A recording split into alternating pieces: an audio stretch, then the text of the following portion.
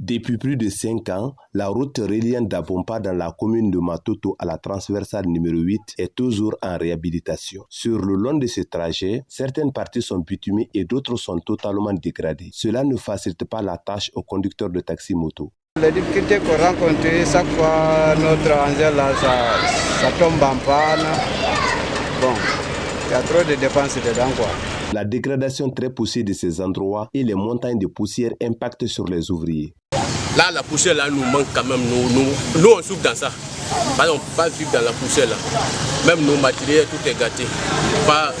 Il y a des clients qui viennent demander avec la poussière, ils nous disent ah ça c'est trop sale, ils préfèrent laisser ça d'aller en ville parce que alors que nous on est dans la même ville. Mais avec l'état de la route, nous aussi on souffre ici à cause de la route, à cause de la poussière. Les habitants de ces quartiers sont fortement touchés par le mauvais état de cette route. Ils souffrent au quotidien avec les poussières qui envahissent le long du trajet. Regardez, ça a un grand impact parce que vous voyez, chaque jour c'est les accidents. Quand tu laves tes habits dans 1 heure de temps, ou bien tu laves ta maison, tout est sale. Tout est sale. Et je ne vois pas pourquoi ils n'ont pas fini cette route. C'est pour la première fois que je vois dans un pays riche comme la Guinée, on commence une route, on travaille juste 50 mètres, on quitte là-bas, on s'attaque à un autre 50 mètres, comme si le pays n'a pas d'argent. C'est un danger. Il faut que ça change.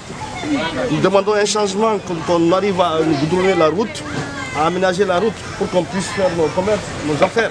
Les embouteillages dus au mauvais état de la route affectent les femmes qui viennent accoucher dans cette clinique. Selon ce médecin, une dame a récemment accouché en cours de route.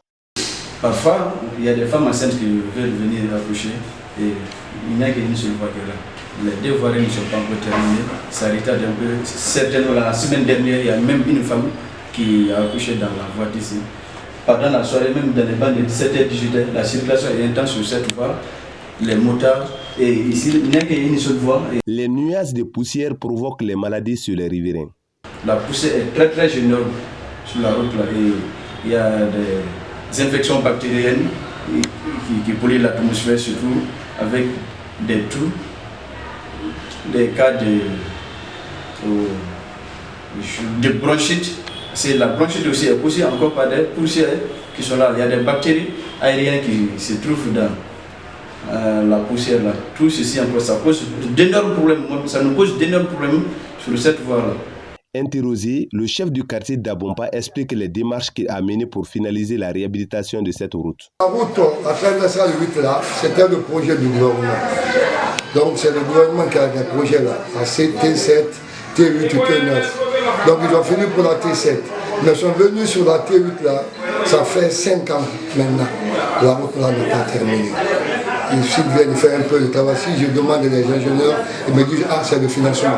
Si on n'a pas de financement, on ne peut pas continuer. Mais ça fait un peu longtemps. Et il y a longtemps encore, depuis 2 ans encore, le travail a arrêté ici. Et la population en souffre beaucoup. Parce que si vous voyez la montée de Tamso, d'abord, on peut dire qu'il n'y a même pas de route. Si ce n'est pas des bonnes voitures, ce n'est pas facile de pratiquer.